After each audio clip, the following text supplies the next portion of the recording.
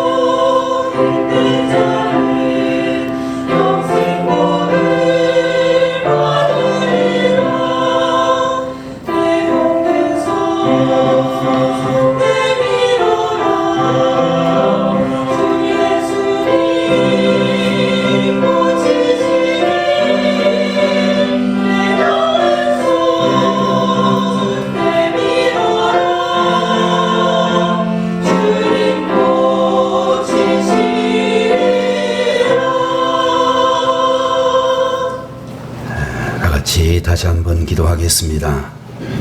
거룩하시고 또 주의 종들의 찬양을 받으시기에 합당하신 하나님 아버지, 오늘도 주님께서 찬양 중에 임하시고 우리 회중들 가운데 임하셔서 하나님의 능력의 말씀으로 저희들에게 말씀해 주시며 성도들이 든 찬양을 통하여 하나님 나라가 이 땅에 세워지고 주님의 영광이 우리 가운데 임하는 놀라운 정을 허락해 주옵소서. 귀한 찬양을 올려드린 주의 자녀들에게 하나님 놀라우신 영육간의 복을 주셔서 저희들의 삶을 통하여 하나님의 영광이 나타나고 저희들의 가정과 자녀들 후손에 이르기까지 이 믿음이 계속 이어질 수 있는 믿음의 명문 가문들이 되어질 수 있도록 돌보아 주시옵소서. 이 시간 예배를 드리기 위하여 원근 각처에서 주님 앞에 달려온 사랑하는 주의 자녀들에게 마음문이 열리게 하시고 말씀이 임하게 하여 주시며 순종하는 믿음으로 주의 뜻을 이루게 하여 주옵소서. 부족한 종의 입술에 파수꾼을 세워주시고 성령의 인도하심을 받아 성령께서 말하게 하심을 따라 주의 말씀 대언하게 하시옵소서. 예수님의 이름으로 간절히 기도 올리옵나이다. 아멘. 네, 오늘 시간에는 히브리서 제11장 13절에서 16절까지의 말씀을 가지고 우리는 돌아가야 할 사람들입니다 라는 제목으로 말씀을 보도록 하겠습니다. 여러분들, 우리가 살고 있는 이 세상의 모든 존재들 가운데 특별히 동물들에게는 본능이라고 하는 것이 있다, 이렇게 말씀드릴 수가 있는데, 여러분들 이 본능이라고 하는 말을 사전에서 찾아보게 되면 경험이나 학습 등을 통하여 후천적으로 터득한 것이 아닌 선천적으로 타고난 성질이나 능력을 말한다라고 그렇게 말하고 있습니다. 예를 들어보게 되면 쥐가 고양이를 보게 되면 어떻게 하는가 살펴보게 되면 정신 나간 쥐나 구석에 몰린 쥐와 같은 특별한 경우를 제외하고는 대부분의 쥐들을 보게 되면, 고양이를 보게 되면 도망을 치는 것을 우리들이 볼 수가 있는데, 이런 것들을 가리켜서 우리는 도주 본능이다 그렇게 이야기를 하고 있고, 사람들 가운데서도 이와 같이 시도 때도 없이 도망을 잘 치는 사람들에게는 이 쥐가 가지고 있는 도주 본능이 많기 때문이다 그렇게 이야기할 수 있을 것입니다. 기러기라든지 개미와 같은 존재들은 혼자 다니지 않고 항상 무리를 지어 다니는 것을 볼 수 있는데, 이것은 바로 기러기나 개미와 같은 것들에게는 군거 본능이라고 하는 것이 있기 때문이다 라고 말할 수가 있는 것입니다. 우리의 주변에 살펴보게 되면 기러기나 개미와 같이 누군가가 함께 있고 싶어하는 사람들이 있는데, 이 사람들은 혼자 있는 것을 매우 싫어할 뿐만 아니라 혼자 있는 것을 견디지 못하는 그런 사람들을 볼 수 있습니다. 또 각종 비닐이나 나무나 지푸라기나 이와 같은 것들을 진흙과 잘 섞어 가지고 튼튼하게 만들어진 새들의 둥지를 보고 깜짝깜짝 놀랄 때가 있는데, 사람이 만들어도 그렇게 잘 만들기가 어려운데도 자신들의 둥지를 잘 만드는 이 새들의 본능은 조소 본능이라고 하는 것이 있다라고 하는 것을 말하고, 사람들에게도 특별히 손재주가 좋은 사람들을 가리켜서 조소 본능이 뛰어나다 이렇게 이야기할 수가 있다라고 하는 것입니다. 여러분들 그 외에도 한 번도 배우지 않았음에도 갓 태어난 아이가 어머니의 젖을 빠는 것이나, 병아리가 달걀 껍질을 깨뜨리고 나오는 것이나, 부모가 자녀를 사랑하는 이 모든 것들도 바로 본능이 있기 때문이다 라고 이야기할 수가 있을 것입니다. 여러분들 그런 여러 가지 종류의 본능들 가운데서 빼놓을 수 없는 본능 하나가 바로 귀소 본능이라고 하는 것인데, 여러분들 해가 지게 되면 새들은 둥지로 돌아가고 일을 마친 사람들이 집으로 돌아가는 그런 이야기를 우리는 귀소 본능이라고 말할 수가 있고, 또 여러분들 우리 주변에 있는 사람들 가운데서 술을 아무리 많이 마셔도 집은 잘 찾아가는 그런 사람들 역시 그 마음속에 귀소 본능이라고 하는 것이 있기 때문이다, 그렇게 이야기할 수가 있을 것입니다. 연어라든지 꿀벌이라든지 비둘기 같은 것들은 수백 킬로미터, 수천 킬로미터 멀리 떨어진 곳에서도 자신이 태어난 고향으로 정확히 돌아오게 되는데, 이것은 바로 그들이 가지고 있는 귀소 본능이 탁월하기 때문이다, 이렇게 이야기할 수가 있을 것입니다. 여러분들 모든 세상에 살고 있는 사람들에게도 이 귀소 본능이라고 하는 것이 있어서 민족의 고유 명절이 되는 설날이나 이렇게 가을의 추석이 되게 되면 여러분들 우리나라에도 수천만 명의 사람들이 자기가 태어났던 고향이나 자기가 자랐던 고향이나 사랑하는 부모님들이 살고 계시는 고향을 향해 귀성길에 오르는 것을 볼 수가 있는 것입니다. 여러분들 이번 주간 금요일이 바로 그런 추석이라고 생각이 되어지는데, 한국의 전통 명절인 추석이 오게 되면 수많은 사람들이 고향을 찾아가고 있는 것을 볼 수가 있을 것입니다. 아마 여러분들도 수요일이 지나 목요일 저녁 때가 되면 전부들 자동차를 가지고 가시는 분들도 계실 것이고, 고속버스나 또는 여러분들이 가지고 있는 철도에 또 승차권을 사가지고 고향을 향해서 가는 분들이 많이 계시리라고 생각이 되어집니다. 저도 저희 가정의 아버지와 어머니께서 생전에 계시던 때는 아무리 무슨 일이 있다 할지라도 반드시 추석이나 설 명절에 또 어른들의 생신이 되게 되면 만사를 제쳐놓고 새벽기도 마치고라도 고향을 향해서 갔던 그런 기억이 있습니다. 그러나 여러분들 6.25 전쟁 이후로 남쪽으로 내려온 이후에 적어도 70년 이상이나 오랜 시절 동안 고향을 가지 못한 그런 탈북민들도 또한 계시리라고 생각이 되어집니다. 여러분들 우리가 어릴 때 많이 불렀던 동요 가운데 나의 살던 고향은 꽃피는 산골, 복숭아꽃, 살구꽃, 아기 진달래, 울긋불긋 꽃댁을 차린 동네, 그 속에서 놀던 때가 그립습니다 라고는 고향의 노래를 우리는 다 기억을 하고 있습니다. 여러분들 시나 소설이나 수필이나 이런 노래들 가운데서도 고향을 주제로 한 그런 내용들이 많이 있는데, 아마도 그 이유는 고향이 그립기 때문에 그런 노래들이, 그런 소설들이, 그런 이야기들이 많이 나타나고 있다 생각이 되어집니다. 그러나 여러분들 우리는 이제 추석 명절을 앞두고 예배를 드리고 있는 이 가운데서 생각해야 될 것은, 우리가 기억해야 될 진정한 고향은 이 세상 어디에도 존재하지 않는다 라고 하는 점이 되어질 것입니다. 미국의 유명한 소설가 토마스 울프라고 하는 사람이 쓴 다시 갈 수 없는 고향이라고 하는 소설이 있다라고 하는데, 이 소설의 주인공은 어려서 고향을 떠나 객지 생활을 하면서 모진 고생 끝에 크게 성공을 하게 되어졌습니다. 요새 말로 이야기하면 객지에서 그야말로 온갖 고생을 하다가 출세를 하고 큰 부자가 되었다는 것입니다. 어느 날 이 소설의 주인공은 향수를 달래기 위해서 열차를 타고 그의 고향 애쉬빌이라고 하는 고향으로 돌아가고 있었습니다.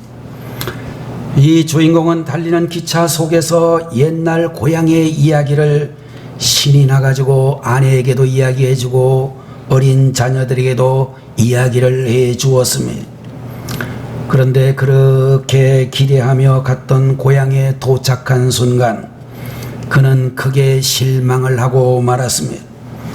아름다운 강물에 의해서 멋진 모습으로 돌아가던 물레방앗간을 생각하고 있었는데 그 물레방앗간이 있는 곳으로 막상 가보니 거기에는 매우 초라하고 조그마한 물레방아가 더럽게 부서져 가지고 방치되어져 있었고 동네는 현대화가 되어 낯설고 어색한 집들만 가득해 있었습니다.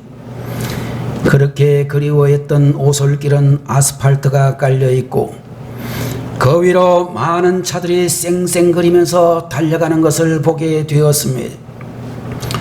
고향의 친구들을 만나보았지만 친구들도 다 변해 있었고 사람들의 인심도 변해 있었습니다. 모든 것이 다 변해 있는 그 가운데서 오랫동안 그렇게 그리워했던 고향 에시빌이 전혀 아니었다는 것을 보면서 주인공은 돌아오면서 이렇게 중얼거립니다. 이제 나는 고향으로 되돌아갈 수 없다. 길이 있다면 나는 앞으로만 가야 한다. 뒤돌아가는 길은 영원히 사라졌다. 라는 그런 독백을 한다는 이야기가 그 소설의 결론으로 이야기를 하고 있습니다. 저도 어렸을 때 고향 경상북도 예천군 풍양면에 있는 풍양초등학교라고 하는 학교, 제가 있을 때 그 시골 학교임에도 불구하고 8반 이상이 있었고 한 반에 거의 80명에 육박하는 그런 아이들이 있었습니다. 제 기억으로는 우리 시골 초등학교지만 그야말로 수천 명의 학생들이 있는 굉장히 큰 학교였습니다. 저도 몇십 년 만에 고향을 가서 어린 시절에 제가 6학년 1학기, 2학기 10월 달까지 다녔던 그 학교를 가보았습니다. 가보니까요, 돌아갈 수 없는 고향이라는 소설을 쓴 그 작가처럼 그 학교가 굉장히 컸었는데 왜 그렇게 작은지 모르겠어요. 그리로 갔던 시골길이 굉장히 넓었던 것으로 기억을 하는데 좁아 터져 있었습니다. 고향을 가기는 갔는데 별로 고향 같지 않은 고향이다. 그런 생각이 많이 들었습니다. 여러분들 오늘 이 자리에도 토마스 울프와 같이 막상 그리운 고향을 방문했지만 그곳이 옛날 내가 생각했던 그 고향이 아닌 것을 발견하고 실망한 경험들이 있으리라 생각이 되어지는 것입니다. 여러분들 그런 의미에서 우리 성도들에게 있어서 진정한 고향은 어디인가? 오늘 본문 제16절에 있는 말씀에 뭐라고 되어 있는가 하니 그들이 이제는 더 나은 본향을 사모하니 곧 하늘에 있는 것이라.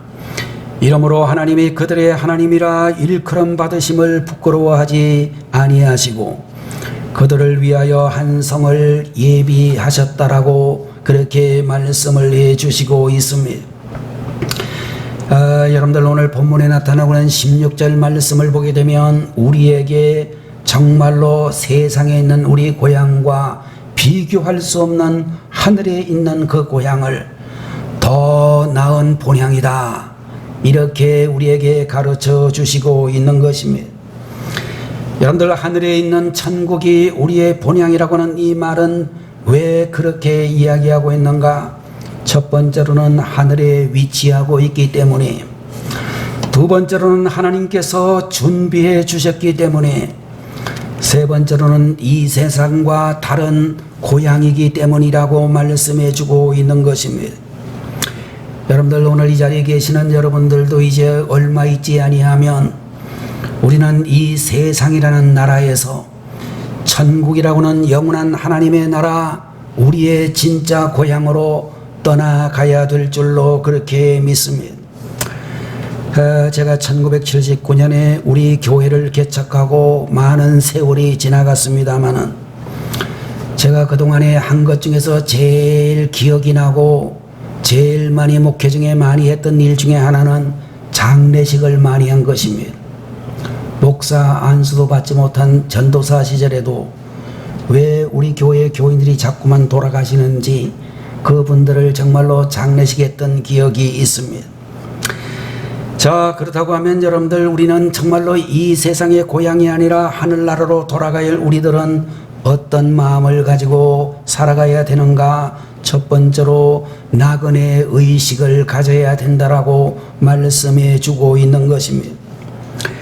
여러분들 13절에 이 사람들은 다 믿음을 따라 죽었으며 약속을 받지 못하였으되 그것들을 멀리서 보고 환영하며 또 땅에서는 외국인과 나그네임을 증언하였으니 라고 하는 말씀을 했는데, 여러분들 우리는 나그네라고 하는 말은 잠시 동안 머무르다가 가는 사람을 나그네라고 그렇게 부를 것입니다. 여관이나 호텔에서 모텔에서 하루나 이틀 사나흘 등 잠깐 동안 머무른 다음에 체크아웃을 하고 다른 곳으로 떠나는 사람을 우리는 나그네라 그렇게 부르고 있는 것입니다.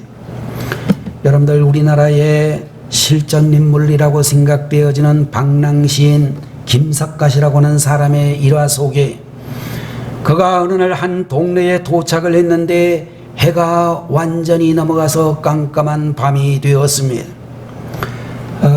이 동네 누구 집에 가서 하룻밤 신세를 져야 되나 그러고 보는 중에 대궐같이 큰 집을 하나 발견하고 김삿갓이 그 집에 들어가서 하룻밤 쉬어갈 수 있도록 해달라고 간청을 했지만 주인이 말하기를 자기 집은 여관방이 아니기 때문에 이 집에 재워줄 수가 없고 건너편에 보면 객주 요즘 말하면 여관으로 가라고 그쪽으로 안내를 하면서 거절을 했습니다.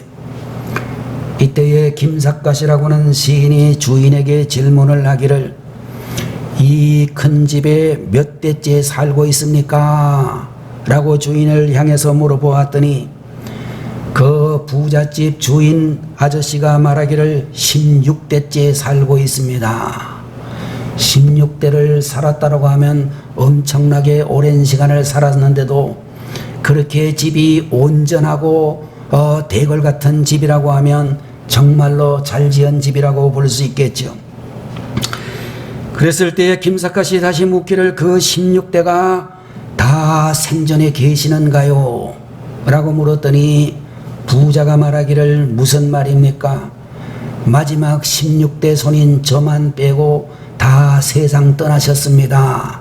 그렇게 이야기를 했습니다. 그러자 김삿갓이 말하기를 그렇다면 당신도 얼마 있다가 떠날 것입니다. 그러니 당신도 나그네요 나도 나그네로서 같은 처지에 있으니 하룻밤만 자고 갑시다. 그래가지고 그 부잣집에서 하룻밤 자고 갔다라고 하는 이야기가 있습니다. 여러분들 우리는 영원한 천국에 들어가기 전 잠시 잠깐 이 땅에 머무르고 있는 나그네와 같은 존재들이다 라는 사실을 믿으셔야 되는 것입니다. 이 땅에 천년 만년 살 사람은 이 자리에 단 한 사람도 없을 것입니다. 그러므로 나는 이 땅에 잠시 동안 머물다가 떠날 나그네입니다. 이 마음을 가지고 이 의식을 가지고 살아야 된다라고 하는 것을 기억하셔야 되겠습니다. 두 번째로 여러분과 저는 이 돌아갈 사람 천국을 향해서 어떤 마음을 가져야 되느냐? 천국을 사모하며 살아야 된다라고 말씀하고 있는 것입니다. 얼마 전에 미국의 한 여론조사 기관이 미국에 살고 있는 미국 국민들을 대상으로 조사를 했습니다. 그 질문 중에 한 가지는 천국과 지옥이 있는 것을 믿습니까? 라는 그런 질문이었는데 여러분들 그 질문의 결과가 어떻게 나왔느냐 하면 80% 이상의 미국 시민들이 천국과 지옥이 있는 것을 믿습니다 라고 그렇게 대답을 했습니다. 그 가운데는 예수님을 믿지 않는 많은 사람들도 있었지만 그들도 천국이 있는 것을 믿고 지옥이 있는 것을 믿는다는 그 말 속에 정말로 하나님이 있고 본능적으로 하나님이 있고 천국도 있고 지옥도 있다는 것을 알고 있다는 것입니다. 문제는 천국이 있다는 것을 알면서도 천국을 사모하지 않는 사람들이 그렇게 세상에는 많다라고 하는 것입니다. 히브리서 기자는 말씀하기를 그들이 이제는 더 나은 본향을 사모하니 곧 하늘에 있는 것이라 이렇게 말하고 있는데, 여러분들, 우리가 살고 있는 이 세상은 진정한 고향이 아니다라고 그렇게 가르쳐주고 있는 것입니다. 어떤 분들은 정말로 강원도가 고향인 분들도 계시고, 어떤 분들은 부모님이 북한에서 내려온 분들도 계시고, 어떤 분들은 또 충청도나 경기도나 또 이와 같이 경상도나 전라도나 제주도나 뭐 이렇게 많이 흩어져 있는 사람들이 이곳에 있을 것입니다. 제가 생각해 보니까 경상도에 살았던 기간은 한 15년 정도 되는 것 같아요, 제가. 나머지 시간은 전부 정말로 이곳에 와서 산 세월만 해도 40년 이상이 훌쩍 지나버렸습니다. 그러니까 사실은 말하기를, 여러분들, 우리 부천에서 오래 사신 분들은 여기가 고향이다, 그렇게도 말할 수 있는 많은 시간이 흘러갔습니다. 근데 성경은 우리에게 말씀해 주시기를 진정한 우리의 고향은 하늘나라 천국이라고 말씀해 주고 있는 것입니다. 그러면서 여러분들, 오늘 16절에 있는 말씀과 같이 우리 성도들은 더 나은 본향인 천국을 사모하는 자들이 되어야 된다라고 말씀해 주시고 있는 것입니다. 오늘 이 시간에도 예배를 드리고 계시는 우리 성도들 모두가 하나님의 나라 천국을 사모하는 그런 신앙으로 살아가게 되시기를 바라는 것입니다. 세 번째로, 우리는 소망 중에 인내하며 살아야 한다라고 말씀을 해 주시고 있는 것입니다. 여러분들, 우리가 받는 고난이 장차 우리에게 다가오는 영광과 좋게 비교하지 못하기 때문에 우리는 비록 현재의 고난이 극심하다 할지라도 천국에 대한 소망이 있는 사람은 얼마든지 인내할 수 있다. 성경은 그렇게 말씀해 주시고 있습니다.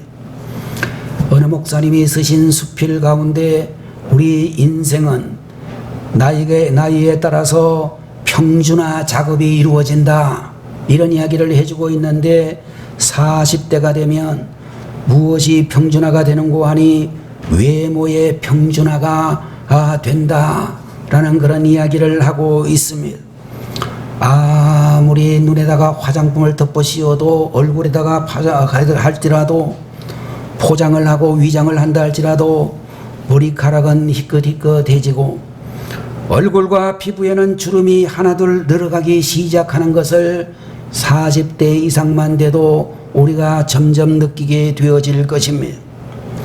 50대가 되면 지식의 평준화가 이루어진다는 말이 있는데, 학교를 떠난 지 20-30년이 지나고 나면 지식에 대해서 특별히 따로 계속해서 애쓰지 않는 이상, 초등학교를 졸업한 사람이나 대학교를 졸업한 사람이나 박사학위를 가지고 있는 사람이나 그 지식 수준이 비슷하게 되어진다, 그렇게 이야기를 하고 있습니다.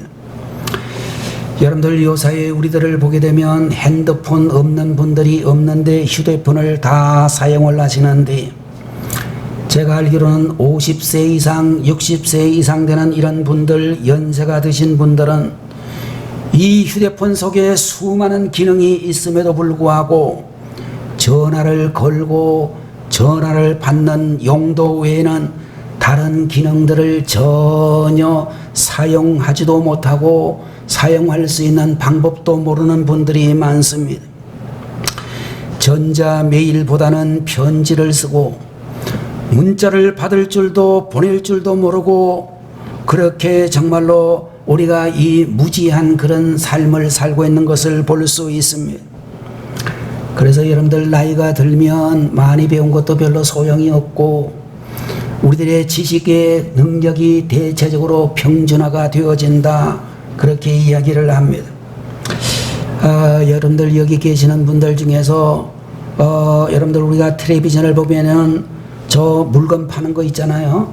그런 것을 보게 되면 저도 가끔씩 보는데 아주 그 선전하는 멘트를 들으면 정말 저건 꼭 사야 되겠다, 이렇게 여러분들이 그냥 마음을 홀딱 뺏기는 경우들이 많이 있어서 그거를 좀 사고 싶을 때가 많습니다. 그래서 제가 사기는 사야 되겠는데 사는 방법을 몰라가지고 우리 딸내미들한테 물어보았더니 하는 말이, 아빠는 모르는 게 좋아. 아빠는 6억에 너무 잘 넘어가가지고 그 속에 나오는 건 모조리 살 가능성이 있으니까 차라리 모르는 게 좋아. 그래서 제가 거기 있는 거 한 번도 사본 적이 없습니다. 아마 여기 계시는 연세가 한 70, 80 되신 분들 전부 다 동감하는 이야기라고 생각이 됩니다. 또 사람의 나이가 60대 정도가 되게 되면 재산의 평준화가 이루어진다는 말이 있는데, 언뜻 들으면 정말로 이해가 잘 안 되는 말이기도 하지만 곰곰이 생각해 보게 되면 동의를 할 수 있는 부분이 많습니다. 60이 넘어가지고 직장에서 은퇴를 하고 나면 더 이상 수입을 얻을 수 있는 방법이 없기 때문에 가지고 있는 재산이 좀 있다 할지라도 쓰는 것을 두려워하고 지키기에 급급해서 잘 쓰지를 못하는 경향이, 없어질까봐 쓰지 못하고 없는 사람은 없어서 쓰지 못하는 재산의 평준화가 있어서 재산이 좀 있으나 없으나 쓰지 못하기는 매한가지다, 그런 현상이 일어나게 된다는 것입니다. 그러다가 이제 70대가 되면 건강의 평준화가 이루어지게 되는데, 아무리 내가 70이 될 때까지 건강하게 살았다고 무병하다고 그렇게 할지라도 젊은 사람처럼 움직이지는 못하는 것입니다.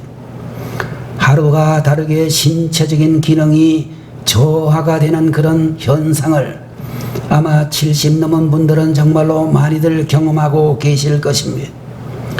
저도 주일날 이렇게 우리 성도님들 70 넘은 분들, 80 넘은 분들, 이런 분들을 보게 되면 인사가 괜찮습니까? 뭐 몸이 괜찮습니까? 그런 이야기가 인사처럼 되어져 버렸습니다. 권사님 다리는 괜찮아요? 권사님 지난번에 넘어졌다더니 괜찮습니까? 이렇게 정말로 그런 인사하는 게 일상이 되었습니다. 여러분서 70대가 되면 건강했던, 지금까지 건강했던 사람이나 그러지 못했던 사람이나 점점 약한 상태로 평준화가 이루어진다는 것입니다. 그러다가 이제 80대가 넘어가게 되면 서서히 생명의 평준화가 이루어진다는 말이 있습니다. 젊은 시절에는 죽음에 별로 의식하지를 않고 여러분들 우리가 살았습니다. 그러다가 이제 우리가 80대가 넘어가게 되면 가까이 지내던 주위에 있던 사람들이 하나둘 세상을 떠나면서 죽음이라고 하는 것이 나하고 무관하지 않다는 사실을 날마다 느끼게 되어질 것입니다. 그래서 사람의 나이가 80대가 넘어가게 되면 대부분 죽음에 대하여 어느 정도 수용적인 태도를 보이게 된다라고 하는 것입니다. 여러분들, 우리는 인생의 평준화를 초월해서 사는 사람들이 되어야 될 것입니다. 세상 사람들은 세월이 흘러갈수록 포기하면서 살아가지만 오히려 우리 성도들은 믿음으로 당당하게 살아가는 우리들의 시간이 되고 노후가 되어야 될 줄로 믿습니다. 세상 사람들은 극심한 환경 속에서 포기하며 살아가지만 오히려 우리 성도들은 극심한 환경 가운데서도 인내하며 살아야 된다라고 말씀하고 있는 것입니다. 왜 그러냐 하면 우리 하나님께서 예비해 두신 더 나은 본향에 우리는 들어갈 예정자이기 때문인 것입니다. 독수리하고 매라고 하는 이 새는 비슷한 것 같지만 다르다라고 알려져 있습니다. 여러분들, 매라고 하는 이 새는 항상 정말로 죽은 것만을 먹는다라고 하는 것입니다. 그러나 독수리라고 하는 새는 절대로 죽은 것을 먹지 않고 살아있는 것만 먹기 때문에 식중독으로 고생하는 일은 전혀 없다라고 알려져 있습니다.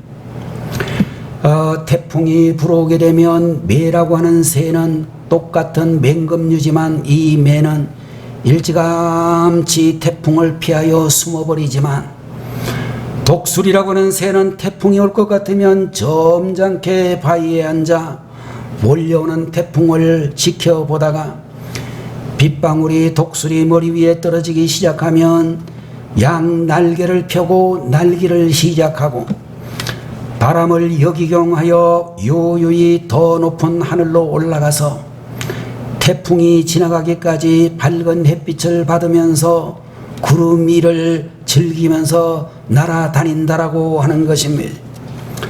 여러분들, 우리 자신을 돌아보면서 나는 고난을 피하는 매와 같은 사람인가?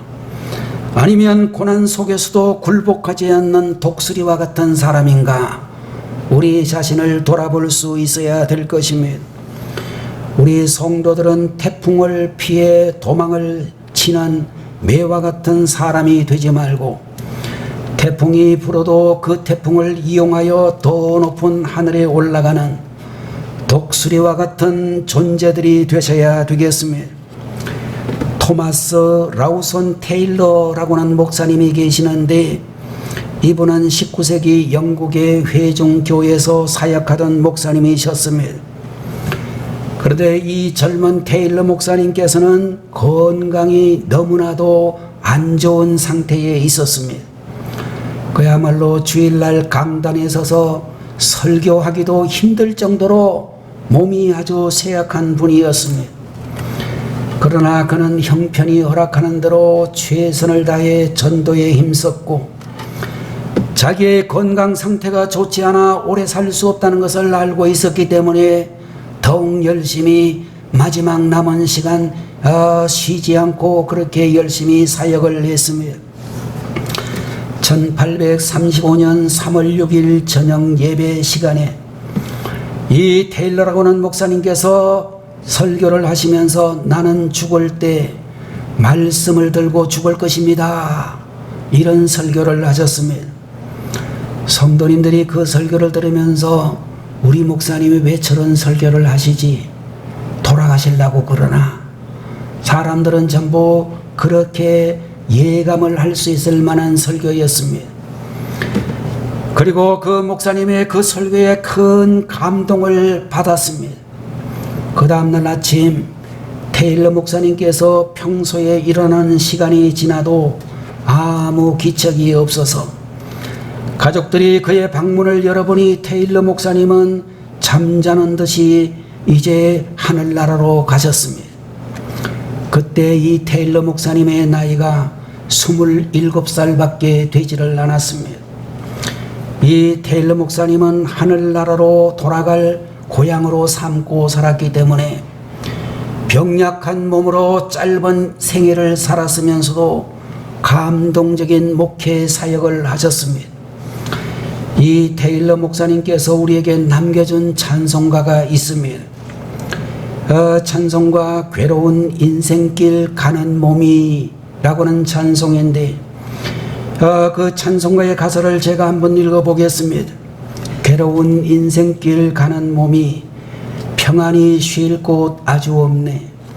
걱정과 고생이 어디는 없으리 돌아갈 내 고향 하늘나라. 광야에 찬바람 불더라도 앞으로 남은 길 멀지 않네. 산 넘어 눈보라 재우쳐 불어도 돌아갈 내 고향 하늘나라. 날 구원하신 주 모시옵고 영원한 영광을 누리리라. 그리던 성도들 한자리 만나리 돌아갈 내 고향 하늘나라 라고는 귀한 찬송을 우리에게 남겨주었습니다. 여러분들, 오늘 본문에 있는 말씀과 같이 여러분과 저는 다 돌아가야 될 사람들이고 특별히 하나님 나라로 돌아가야 할 사람들이라고 말씀을 해 주시면서 그 하나님의 나라가 바로 우리의 진정한 본향이라고 말씀하고 있는 것입니다.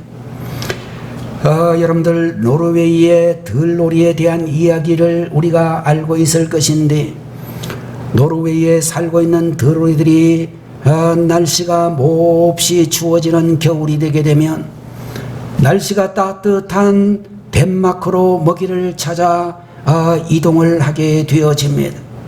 어느 추운 겨울날 노르웨이의 들오리들이 이제 노르웨이를 떠나 덴마크로 내려갔습니다. 그런데 정말로 봄이 되자 다시 노르웨이로 돌아가야 되는 상황이 되어서 이제 드로리들이 노르웨이로 다시 돌아가야 되는데 상공에 올라가서 덴마크 밑을 내려다보니 먹을 것이 가득하게 있었습니다. 그래서 그 오리떼 가운데 한 마리가 내려가서 그 맛있는 먹이를 실컷 주워 먹어버렸습니다.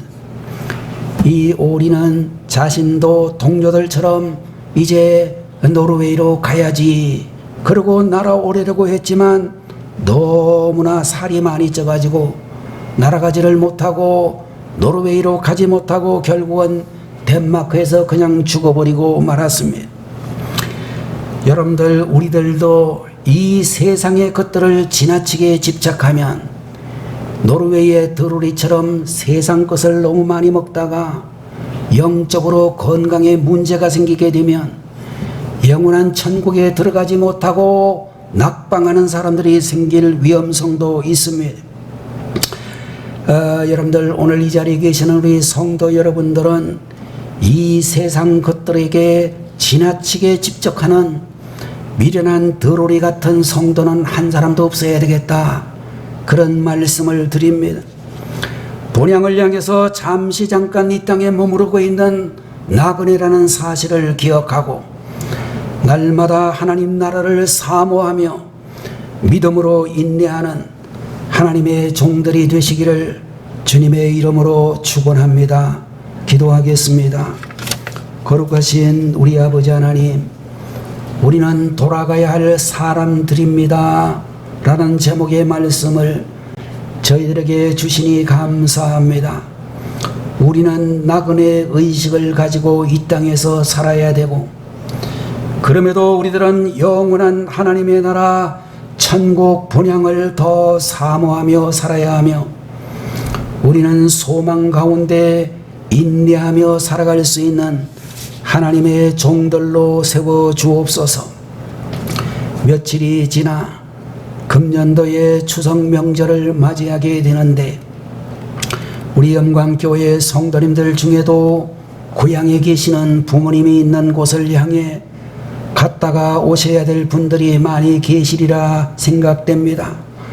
하나님 아버지, 저희들이 가는 모든 교통편, 모든 환경 하나님이 지켜주셔서 건강하고 안전하게 고향에 정말로 사랑하는 가족들을 만나서 기쁨의 시간을 가지게 하시고, 또 고향에서 주일을 맞이하면 고향 교회에서 예배를 드리며 고향 교회의 성도들과도 교제하게 하시고, 돌아올 때도 하나님 늘 지켜 보호하여 주시고 우리 성도들과 진정한 믿음의 교제를 나누게 하시옵소서. 거룩하신 우리 아버지 하나님, 그러나 우리의 진정한 고향은 하늘 천국인 것을 기억하게 하시옵소서. 하늘나라 날마다 사모하게 하시고 믿음과 소망으로 인내하여 하늘나라에서 우리가 다 같이 만날 수 있는 거룩한 주의 종들이 되게 하시옵소서. 주신 말씀 통하여 은혜 받고 이 믿음으로 승리하는 하나님의 일꾼들이 되게 하옵소서. 예수님의 이름으로 간절히 기도 올리옵나이다. 아멘. 이제는 우리 주 예수 그리스도의 무한하신 은혜와 하나님 아버지의 극진하신 그 사랑하심과 성령님의 감동 감하시고 위로 인도 내주 충만 역사 교통하심이 이 시간 주님 앞에 머리 숙여 예배를 드리는 모든 하나님의 백성들 머리 위에 지금부터 영원 무궁토록 함께 계시기를 간절히 축원하옵나이다. 아멘.